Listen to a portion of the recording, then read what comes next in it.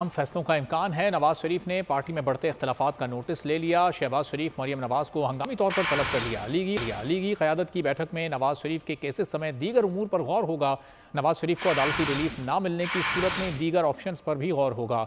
इस्तकबाली programme में तब्दीली का इम्कान है। शहबाज शरीफ बड़े भाई को अहम मामलात पर नर्म मौक़िफ़ रखने पर राजी करेंगे।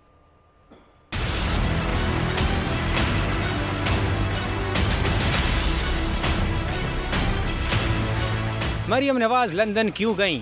शहबाज शरीफ ने दोबारा परवाज क्यों पकड़ी? अंदरूनी कहानी सामने आ गई। पार्टी में बढ़ते इख्तलाफात पर नवाज शरीफ का फौरी एक्शन। कल लंदन में बड़ी बैठक लगेगी। शाहिद खाकान अब्बासी, मिफ्ता इस्माइल, मेहताब अब्बासी के तहफ़्फ़ुज़ात पर गौर होगा। साद रफीक की नाराजगी की इत्तलात का भी जायजा लिया जाएगा। लीगी क़यादत की बैठक में नवाज शरीफ की केसेस समेत दीगर अमूर पर गौर होगा। नवाज शरीफ को अदालती रिलीफ न मिलने की सूरत में दीगर ऑप्शंस पर गौर होगा। नवाज शरीफ का वतन वापसी पर कैसा इस्तकबाल होगा? ताहाल फैसला न हो सका। शहबाज शरीफ ने प्रोग्राम फाइनल करने से कबल कानूनी पेचीदगियां दूर करने की तजवीज़ दे दी। कहा इस्तकबाल के लिए पाकिस्तान भर से काफिले आएंगे। गिरफ्तारी पर कारकुनान कहीं मायूस न हो जाएं। पार्टी ज़राए के मुताबिक नवाज शरीफ के इस्तकबाली प्रोग्राम में तब्दीली का इम्कान है। इजलास में मकामी सतह पर इंतखाबी इत्तेहाद और सीट एडजस्टमेंट पर मुशावरत होगी। शहबाज शरीफ बड़े भाई को अहम मामलात पर नरम मौक़िफ़ रखने पर राजी करेंगे। ब्लैकमेल करने वाले रहनुमाओं से किनारा कशी भी मुतवक्के है।